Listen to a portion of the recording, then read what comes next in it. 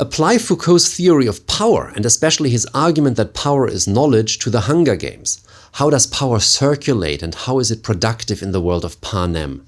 How are knowledge and truth constructed and maintained? Well, to a certain degree, this is something that I will take up in later chapters in my text as well.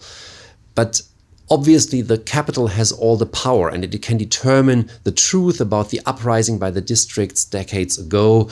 And the propaganda film that is shown at the reaping very much establishes the capital's version of that history, a very specific form of memory to run ahead of things as the truth.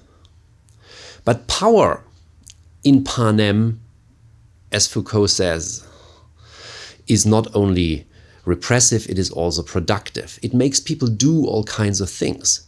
Most terrifyingly of all, maybe, it makes people volunteer for games in which they try to kill each other and are very likely to be killed themselves.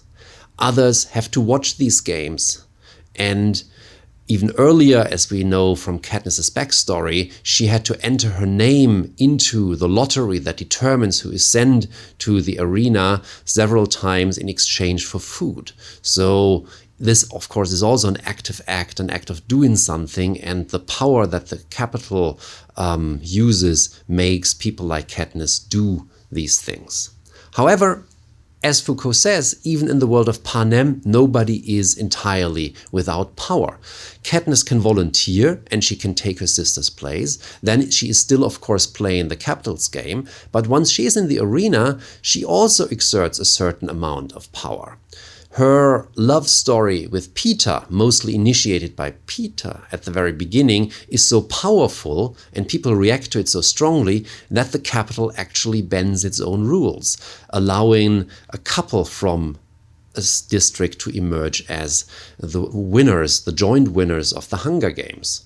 And when the capital then, once Peter and Katniss actually have managed to win, takes back this rule or tries to take back this rule, they threaten to commit suicide.